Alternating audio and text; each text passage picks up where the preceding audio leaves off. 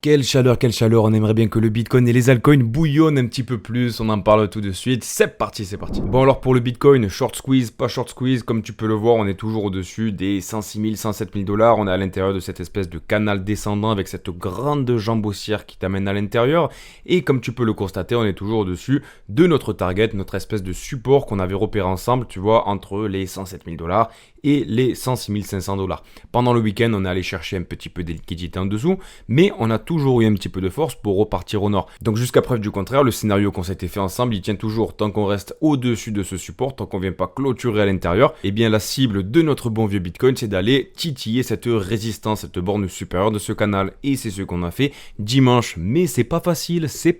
Pourquoi ? Parce que comme tu peux le voir là, regarde, on a énormément de liquidité au-dessus de notre tête. Et ça s'accumule, parce que les gens sont hyper pessimistes. Tu le vois avec les funding rates qui sont négatifs alors qu'on est extrêmement proche de notre ancien ATH. Et comme tu peux le voir, on a des funding rates qui sont négatifs. Sur Binance, c'est dans le moins. OKX pareil, Bybit pareil. Sur Ethereum, je t'en parle pas. Et les altcoins, ben voilà, c'est encore plus fort que pour le Bitcoin.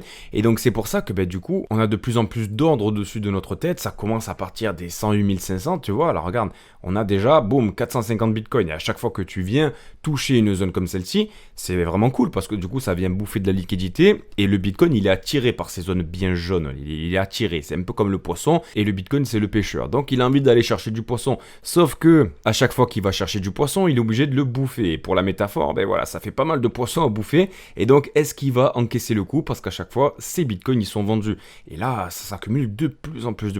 On parle de 470, après directement 400, 350, 572 au 109 300. Et puis après au 110 000, je t'en parle même pas. On est là sur 1500 bitcoins approximativement. Donc on a vraiment un mur gigantesque au-dessus de notre tête. Est-ce que ça va être le moment d'avoir le short squeeze? Je pense qu'il faudrait vraiment avoir une super nouvelle qui tombe et qui entraînerait du coup énormément d'achats sur le BTC, que ce soit via la porte des ETF, via la porte de Michael Saylor. On sait qu'il va nous en annoncer là cette semaine encore un beau petit paquet, on en parlera tout à l'heure. Mais voilà, on a besoin d'avoir énormément d'inflow qui arrive parce que là c'est vraiment un mur qui est plutôt très costaud. Et ce dont il faut se rappeler, c'est que si on n'arrive pas à passer ce canal, il faudra aller chercher la borne inférieure de ce dernier, tu vois, donc en direction des 100 000 dollars. On aura des arrêts sur la route, d'accord? Parce que là aussi, il y a des gens qui vont acheter lorsqu'on va commencer à descendre, forcément. Mais il serait pas impossible aussi que le Bitcoin se retourne et décide de nous faire un troisième arrêt, un troisième rebond sur cette espèce de canal descendant. Parce que rappelez-vous, lorsqu'on avait eu la même configuration, du coup, c'était à l'été 2024, il y a pile poil un an, les amis, on était venu rebondir 1, 2, 3, 4 fois sur la borne inférieure du canal avant de péter définitivement. Bon, là pour l'instant, on est qu'à 2 rebonds. Alors est-ce que ça va suffire ou alors est-ce qu'on pètera après l'été, lorsque tout le monde sera revenu? On verra ça ensemble, mais le fait qu'il y ait énormément de pessimisme sur les marchés, que tout le monde soit en train de shorter, les funding rates sont en négatif, donc tu vois, ça fait vraiment une bonne petite recette. On a un combo qui est très intéressant, mais il faut quand même rester prudent parce qu'on est proche de cette résistance-là. Bon, concernant la Bitcoin dominance, tu vois, on est venu chercher la zone du Fibonacci qui correspond au 0,786. On a été repoussé, mais c'est vrai qu'on a eu une très grosse impulsion du coup avec la semaine où on a eu tous les événements au Moyen-Orient, la semaine du 16 juin. Et les altcoins, ils ont pris tarif aussi, tu vois, même si ce n'est que les altcoins, quand même, ils ont pris plus de touchettes, tu vois, sur la borne inférieure de ce canal-là. On a fait 1, 2, 3, 4 touchettes. Et là, actuellement, on est en train de faire un petit W, d'ailleurs, avec une grosse bougie breaker, là, tu vois, la bougie du 23 juin. On est venu retravailler l'imbalance. Et là, on a l'impression que, tu vois, on a envie de se retourner, on a envie de faire ce petit W. Est-ce qu'on va le faire? Du coup, ça serait vraiment très sympatoche, parce que si tu fermes ce W, tu le clôtures, il est validé, bon, ça t'amène à aller viser, du coup, la borne supérieure de ce canal. Et ça serait vraiment très intéressant, c'est ce qu'on aimerait voir. D'autant plus que on a tout le marché qui commence à être dans le vert. Quand je parle du marché, je parle des marchés traditionnels. Tout ce qui est indice américain, le S&P 500, le Nasdaq, bon, il y a tout qui a fait un ATH. On a même la grande valeur technologique Nvidia qui, elle aussi, a complètement tout explosé. On est quasiment aux 160 dollars de l'action. Donc, tu vois, forcément, ça entraîne les indices américains. Et j'ai envie de te dire, il y a tout qui commence à être un petit peu bouillant. Est-ce que ça va suivre pour les cryptos? Cette semaine, on suivra ça de près. À se rappeler tout de même que le 4 juillet, nous avons l'Independence Day. Le vendredi 4 juillet, c'est le jour de l'indépendance des États-Unis et il y a énormément de rumeurs. Je fais le petit point rapidos là autour de World Liberty Financial, comme quoi ils pourraient lancer leur token, comme quoi ils pourraient faire le listing de leur token le vendredi 4 juillet. Alors, il faut vraiment prendre ça avec des pincettes. Vraiment, parce qu'en plus, on n'a pas eu d'annonce officielle. Et donc, moi, j'imagine qu'ils vont quand même faire une annonce une semaine à 2 semaines avant. Ils vont pas faire une annonce la veille pour faire un listing où ils misent énormément d'argent dessus. Tu vois, en plus, avec un marché qui est un petit peu coup-ci, coup-ça. Il faut vraiment prendre avec des pincettes cette histoire de listing. Mais c'est vrai qu'il y a pas mal de rumeurs qui tournent à ce sujet. Donc, tu vois, on a la WLFI Army. Alors, bon, est-ce que ça a une importance? Est-ce que ça a une valeur? Ce que je suis en train de te montrer, écoute, je sais pas, mais c'est factuel et je le vois de partout sur Twitter. Donc, je voulais te le partager parce qu'il y a pas mal de personnes qui sont investies dans ces fameux tokens. Et d'ailleurs à ce sujet, je pense que ça peut t'intéresser si tu veux suivre le cours, la spéculation que peuvent avoir les gens au cours du token WLFI. Comme tu peux le voir, tu as le site lbank.com, donc lbank.com, et tu peux voir des pré-market, donc avant que le token soit listé, quel prix s'attendent à voir les investisseurs pour ce fameux token. Et comme tu peux le voir pour le WLFI, là le market, donc c'est pas des estimations à la va-vite, des sondages patin couffin, non. Les gens s'attendent, voilà, ils sont en train de trader, donc ils investissent de l'argent, à avoir un token de WLFI aux alentours des 0,94 $ au plus haut, ok, donc c'était le 18 juin, on est monté à 10 $. On est monté à 10 $. Donc ça me paraît énorme, hein. Ça me paraît vraiment énorme parce que ça ferait quasiment... ouais, on parle d'un fois 100. Non, pour 10 $, je suis bête, on parle d'un fois 1000. Donc voilà, faut prendre avec des pincettes, mais là, tu vois, ça fait approximativement, ouais, une bonne dizaine de jours qu'on est aux alentours des 1. Donc il serait pas déconnant, tu vois, d'avoir potentiellement le WLFI qui irait à 1, peut-être pas un listing à 1 parce que ça me paraît vraiment beaucoup, mais qui pourrait s'approcher de cette cible lorsqu'il sera listé sur les grands exchanges. De toute manière, on suivra ça de près, on surveillera le volume, on fera des market cap, on va en parler régulièrement, donc n'hésite pas à t'abonner si ça t'intéresse. Si on fait un petit point sur les ETF de Bitcoin, la semaine dernière, finalement, on a eu un inflow de 2 milliards 200 millions de dollars, donc c'est complètement énorme, ça c'est de l'argent qui arrive en plus. Avant les ETF, on n'avait pas ce genre d'argent, tu vois. Maintenant, on est un petit peu sous perfusion, comme je te le répète régulièrement. Et j'ai l'impression qu'on est en train de répéter le scénario qu'on avait juste ici. Qu'on avait finalement à la fin de l'année 2024, direction à la fin du mois de janvier 2025. Comme tu peux le voir, on faisait des très gros inflows. On avait des semaines à 2 milliards, 3 milliards. Là, par exemple, tu vois, 3 milliards 300 millions. Ensuite, 3 milliards. Puis ensuite, tu vois, un mois après, on avait fait approximativement 2 milliards et un petit peu moins. Bon, et l'idée c'est de se dire que l'argent qui arrive de la porte des ETF, c'est génial parce que ça apporte énormément de pression acheteuse et on en a besoin, notamment dans le contexte actuel avec tous les ordres de vente qu'on a au-dessus de notre tête. Mais ce qui personnellement me saute aux yeux, c'est qu'on fait des sommets qui sont de plus en plus bas. Certes, l'argent il arrive, d'accord, mais à chaque fois qu'on fait une grosse mèche là, où on se prend plein d'argent qui arrive dans la semaine, ok, c'est cool, mais ça fait maintenant plus de 2 mois que l'argent il diminue. Et donc, on est sur une tendance baissière, on est sur une compression. Enfin, quand je dis tendance baissière, une désaccélération, comme j'aime bien te le dire. Et donc, on est sur une compression du prix. Donc, tu pourrais même tracer une droite pour t'en convaincre, tu vois. Donc voilà, la meilleure chose à faire, je pense que c'est que je te le trace. Comme tu peux le voir, on a une résistance au-dessus de nous. À chaque fois qu'on apporte une grande quantité d'inflow sur les ETF de Bitcoin, on est repoussé par une espèce de résistance imaginaire. Et si tu regardes ce qui s'était passé du coup à la fin de l'année 2024, on a plus ou moins la même chose. Regarde-moi ça. On a plus ou moins la même chose et ça avait annoncé finalement que le Bitcoin n'allait pas faire d'expansion, que le Bitcoin allait faire une distribution et c'est ce qui s'est passé. Il est parti chercher notre précédent ATH, il est remonté, tu vois, courant du mois de janvier, suite à quoi, boum, boum, boum, boum, boum, dégringolade, parce qu'on n'avait plus cet argent et maintenant on est sous perfusion. Et je te le répète, j'en suis convaincu que l'argent qui arrive de la part des institutions, des ETF maintenant, il est crucial.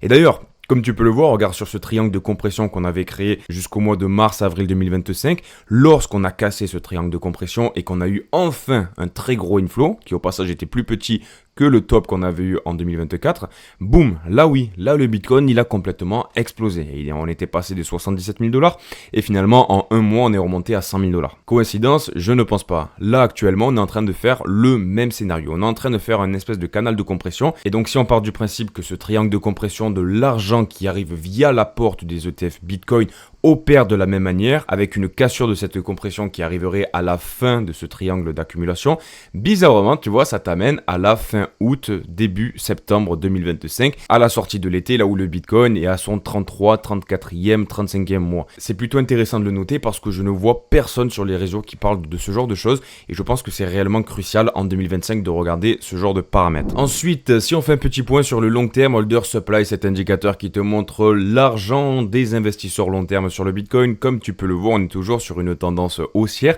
sauf que, voilà, je pense qu'on peut l'acter, on est bel et bien sur un plateau maintenant, ça fait approximativement, tu vois, une bonne vingtaine de jours où on a plus d'argent qui arrive de la part des investisseurs long terme sur le Bitcoin.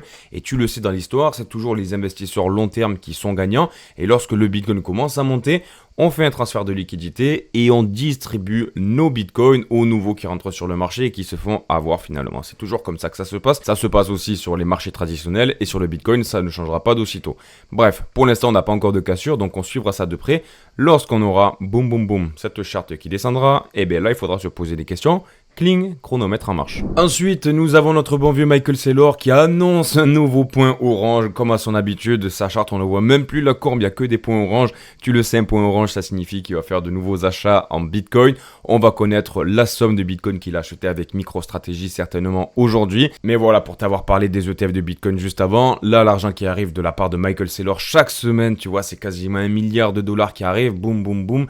Ah ben, le Bitcoin, maintenant, il est sous perfusion. Il a besoin de cet argent-là. Et c'est ce qui fait finalement tenir le Bitcoin au-dessus des $100 000. Qu'on le veuille ou non, c'est comme ça. Donc super Michael, on attend de voir l'addition. Ensuite, ce qui est complètement dingo, c'est autour du projet de Maple Finance. Si on fait un petit point avec leur token Syrup, voilà, ça fait plus d'un an qu'on parle de ça. Et on avait vu ensemble, j'avais fait d'ailleurs une vidéo où je te disais, voilà, selon moi, les crypto-monnaies qui sont un petit peu sous-évaluées, Maple Finance, c'est vraiment le roi, tu vois. Il est vraiment extrêmement sous-évalué. Donc ça, c'était à l'époque. On avait une très grosse TVL avec un faible market cap. Il s'était fait casser la gueule de par sa mauvaise communication, son marketing désastreux. Mais bon, il s'est bien repris du coup avec la hausse de Bitcoin et maintenant on est à 2,8 milliards de dollars d'argent bloqué sur le protocole de Maple Finance Syrup au total. Et donc c'est complètement fou. On a 500 millions de dollars de market cap pour Syrup et il attire quasiment 3 milliards de dollars. Donc tu vois, on a quasiment un rapport x8 entre vraiment l'argent qui est déposé sur le protocole, l'argent que gère finalement l'entreprise de Maple Finance et la valorisation de cette entreprise. En général, c'est plutôt l'inverse. Mais lorsque tu regardes la courbe d'adoption du coup depuis 2023, ça a été complètement dingue, c'est une exponentielle de l'argent qui a été déposé et du coup forcément de l'utilité de ce protocole qui gagne énormément d'argent au passage et gagne énormément de revenus. Si tu dézoomes un petit peu sur l'environnement de la crypto-monnaie, les projets, à quoi ils servent, les applications, patin, coup fin, là typiquement tu as un projet qui est utilisé, qui gagne de l'argent et qui a une adoption massive et tu le vois tout simplement avec cet argent qui est déposé qui est complètement exponentiel. Ensuite, si on fait un petit point sur l'Altcoin Season Index, cet indicateur qui te montre la force des altcoins par rapport au Bitcoin, ce que tu peux voir, c'est qu'actuellement, on est au 22. On a fait un point bas aux alentours des 11. C'est des zones qui sont complètement, vraiment sous-vendues. C'est complètement fou. C'est des zones de bear market, voire même pire. En bear market, j'ai connu des zones où on était aux alentours des 50, voire plus. Hein. Bon, donc la question à se poser, c'est est-ce qu'on a fait le point bas ou alors est-ce qu'on va venir encore un petit peu faire des frayeurs aux alentours des 10? Est-ce qu'on va aller encore plus bas que les 11? Bon, de toute manière, si on se réfère à l'analyse qu'on a fait ensemble la semaine dernière concernant les zones dans l'histoire où on passait en dessous de la barre symbolique des 25 sur cet indicateur-là, on avait regardé ensemble qu'en moyenne, tu vois, les zones d'incertitude, de guerre, de japonais, patin, coup fin, on était entre 3 mois et 5 mois. La moyenne était à 4 mois et la médiane était à 4 mois aussi. Et là, on est passé sous les 25 du coup le 2 mars 2025 approximativement.